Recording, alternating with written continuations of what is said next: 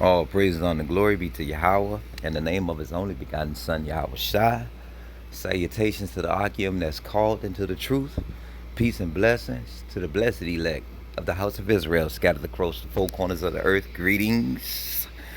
Okay, without further ado, let's get right into it. This is Psalms 83 and 2.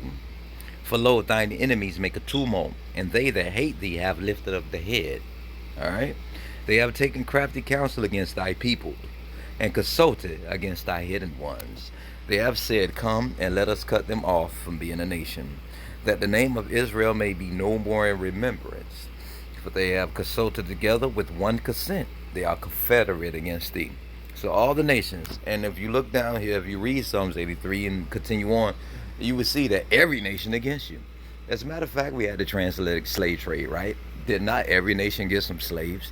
Did not every nation benefit off the slave trade? So all of them are confederate against you. They don't want to lose their slaves. Shit, hell, we entertain them. We build everything. I mean, we are blessing everywhere we go. So why would they let their blessing go? But this is how they took crafty counsel. They passed it down from generation to generation. And Esau is the head of all this, okay? The man that runneth the world. And we know, to be honest, hey, it is what it is. Facts is improving. The so-called white man run the world, okay? So he would have to be Esau by default. All right? So what's this crafty counsel? I mean, hey, they tried to kill all us in slavery. They try to shoot us down every day. But it's crafty counsel, which means sinister, which means slick and sly and conniving. And let's get this crafty counsel, which they pass down from generation to generation, how they take Israel out. And Israel are the sons of God. But how we take them out? We got to go to the Apocrypha and get some understanding of what this crafty counsel is. Not to mention today we have Planned Parenthood. We have the so-called black woman being the head of the household, which destroy the family because the Most High say the man's supposed to be the head of the household. So that's upside down. They ain't doing it the way the Most High say do it for the most part. This is Judith 5 and 5. Then said Aquar, the captain of all the sons of Ammon, let my Lord now hear a word from the mouth of thy servant, and I will declare unto thee the truth concerning this people. This people would be Israel, which dwelleth near thee, and inhabiteth the hill countries, and there shall no lie come out of the mouth of thy servant. Let's jump down. And the reason I'm jumping down is because he was telling the history about our forefather Abraham, how he came out of the land of the Chaldees, how he came up, how he went into Egypt, right? That show you that it's Israel. But Judith 5 and 17, and it reads, this is the captain of the guard of Ammon now, not of our nation. He's telling him how to take out Israel. And you think Esau don't know that today? Let's get it. Judith 5 and 17, and whilst they sinned not before their God, they prospered, because the God that hateth iniquity was with them, because they sinned not. So the Most High be with you if you ain't sinning, because he hate iniquity. He gonna protect you from these nations, right? And Judith 5 and 18, but when they departed from the way which he appointed them, they were destroyed in many battles very sore, and were led captive into a land that was not theirs, and the temple of their God was cast to the ground, and their cities were taken by the enemies. Why? Because they departed from the way of the Most High Power, Yahweh Supreme. Now I look at my society today, or whatever city I live in, and I see my people, boy, they damn sure departed. For you got the women half naked, they walking around here naked, showing all their secret parts. Okay, my own brothers that look like me, they hate me and shit because I look like them. Okay, so they definitely ain't keeping the second law, love thy neighbors thyself. There's no unification amongst our people. Everybody want to be separate. They follow the ways of the heathen to divide us, so they love it to have it so.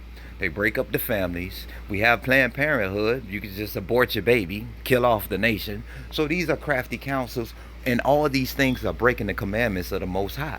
Therefore, we can be destroyed. Therefore, Esau can conquer us. Therefore, every other nation can conquer us as well. So the Chinese, they come in your neighborhood, they eat off you and take their money back to their neighborhood. And all other nations do the same. Why? Because you don't keep the commandments of the Most High. So we shall be infiltrated. All right? And that's how it goes. Let's continue on and get this crafty counsel that's been passed down from generation to generation. Now the heathen know how to take us out. So that's Judith 5 and 20. Now therefore, my Lord and Governor, if there be any error against this people, and they sin against their God, let us consider that this shall be their ruin. And let us go up, and we shall overcome them. Did you hear that? If they sin against their God, this going to be their ruin. You think Esau don't know that? You think Esau don't know that? That's why he put on the pork commercials everywhere. That's why I go to a restaurant, a eatery with my wife, and they just bring me pork because, I'm so-called black. I eat that and shit. It's a surprise if I don't eat it, right? Like, oh, you don't want no bacon? Oh, I thought all you guys love bacon. Anyway, just to keep your ass not to do the commandments, so the Most High could be far from you. He not going to hear you if you sin it.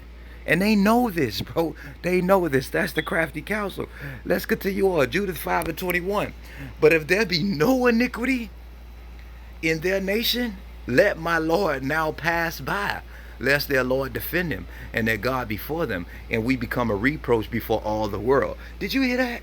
If there be no iniquity, they can't mess with you, because you doing what the Most High say do. They can't touch you. They can't come against you. That's why it's a hard thing for you to mention even the word God, and that's not his name on TV. You can't even mention that. That's why if you come in with a spiritual aspect or a spiritual aspect on things, you can't be a part of this congregation or whatever it is. You coming in the name of the Lord. It ain't happening, because that is our strength, my people. Not money, not this fucking world. Your strength is the Most High Power, Yahweh Supreme. And how he become your strength? Because you do the things that he do. And these heathen can't come against you as long as you keep the laws, statutes, and commandments of the Most High. We see this. They have passed this down from generation to generation. And that's how they take crafty counsel against us, because they cause us to go off against the Most High.